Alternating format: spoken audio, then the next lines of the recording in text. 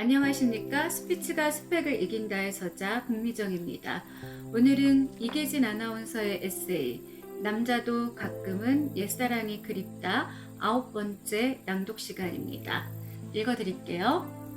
슈퍼맨 컴플렉스.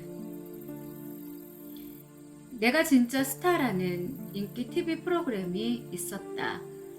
대중의 우상인 바로 그 스타는 아니지만 되레 내가 진짜 스타라며 스타 연기를 하는 일반 출연자를 등장시켜 놓고 박장대소하는 프로그램이다.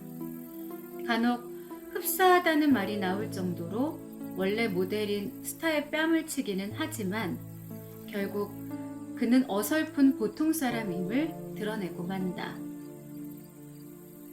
그 많은 등장인물 가운데 나를 웃기고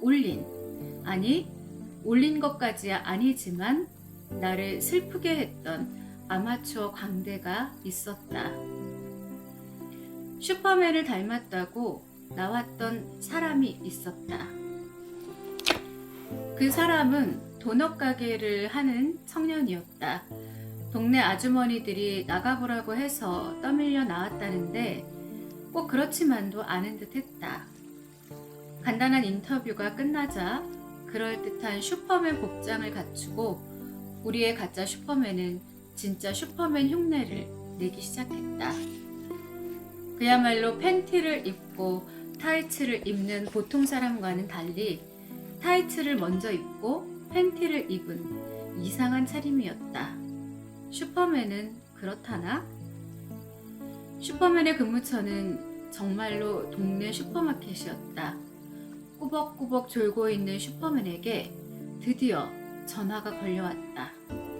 수화기에서 들려오는 아가씨의 살려주세요 소리에 슈퍼맨은 능력도 없으면서 무작정 달려나갔다.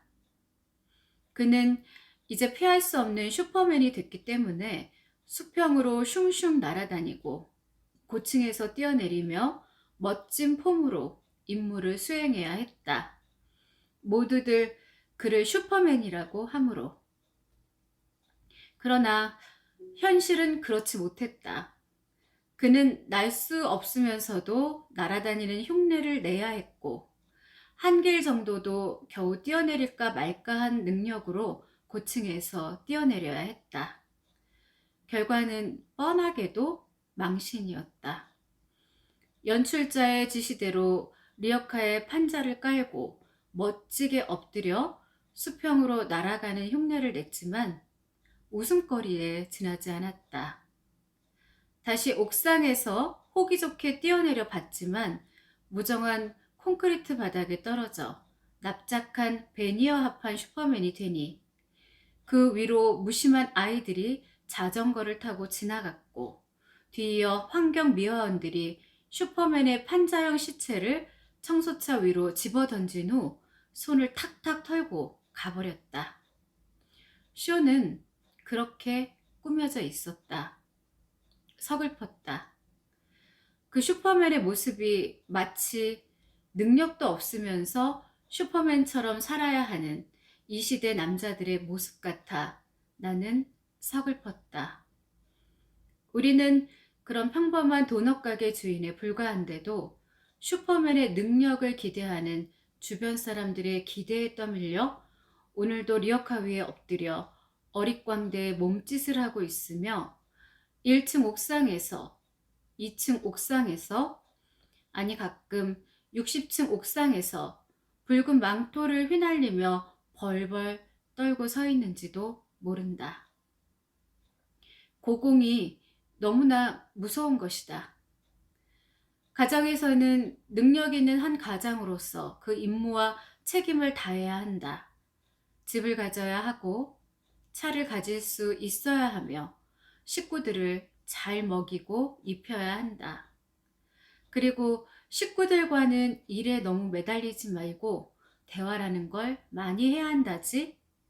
그렇게 자상하고도 여유 있는 모습으로 스위트홈을 이끌어야 한다지 아마.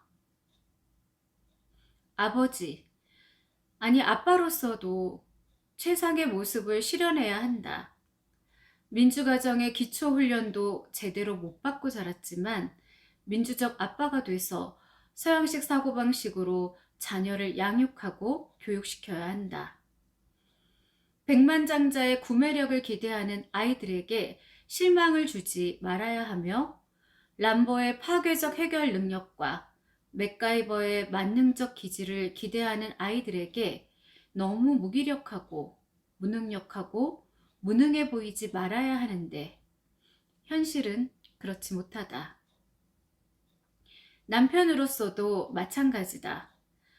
아내가 비명을 지를 때마다, 아니, 비명을 지르기 전에 바람처럼 나타나 그 어려움을 덜어주어야 하는데 비명을 듣고도 허둥대야만 하는 현실이 안타깝기만 하다.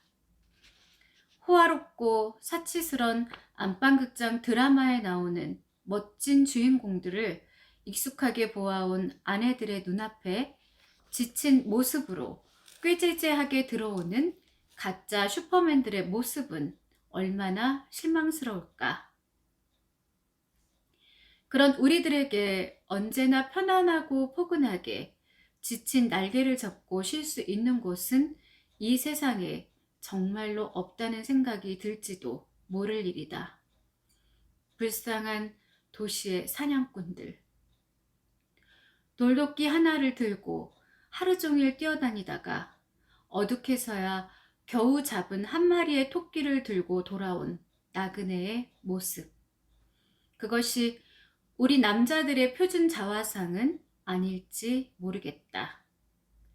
그때 귀를 자극하는 가족들의 투정은 111, 일에만 빠져 있고 가족에게는 무관심하다는 어처구니 없는 질타다. 돌도끼 하나를 들고 온몸을 재산으로 뛰어야 하는 남자들의 사냥터, 직장에서는 어떠한가? 직장에서는 또 다른 슈퍼맨이 되어야 한다. 일에 있어서, 처세에 있어서, 인간관계에 있어서 그 자리를 또렷이 차지하기 위하여 슈퍼맨의 흉내라도 내야 한다. 일과 처세와 인간관계는 별개가 아니라 서로 연관을 가진 한 덩어리의 벅찬 과제들인 것이다. 솜씨 있게 신속하게 일을 처리하자면 동료와 상사와 유관부서와 좋은 관계를 유지해야 한다. 그러기 위한 기초는 인간관계이겠는데 함께 마셔야 하는 술, 같이 피워야 하는 한 대의 담배, 함께 어울리거나 피해져야 하는 점심시간, 너무나 복잡한 사람 사이에 자질구레한 역학관계를 소홀하게 해서는 안 된다는 것 등이 바로 그 요목인 것이다. 얼마나 많은 사람들이 진정한 사랑으로 우리 남자들을 이해할 것인가. 우린 정말 내가 진짜 스타 프로그램에 등을 떠밀려 나온 도넛가게 청년일 뿐인데 슈퍼맨을 닮았던 죄로 60층 옥상에서 벌벌 떨고 서 있는 불쌍한 존재일 것 같다는 생각뿐인데 리어카에 판자를 깔고 엎드려 망토를 날리며 슝슝 날아가는 허드렛 연기야 그런대로 할 수 있겠지만 박수와 강요에 못 이겨 60층 옥상에서 뛰어내렸다가는 여지없이 납작한 판자형 시체가 되어 청소차에 던져지는 가련한 신세가 될 터이다. 우리는 슈퍼맨이 아니다. 도넛가게 청년이다. 우리는 람보가 아니다. 신체 검사에서 울종 합격이 겨우 가능한 형편이다. 우리는 맥가이버가 아니다. 겨우 아파트 열쇠를 사용할 줄 아는 생활인이다.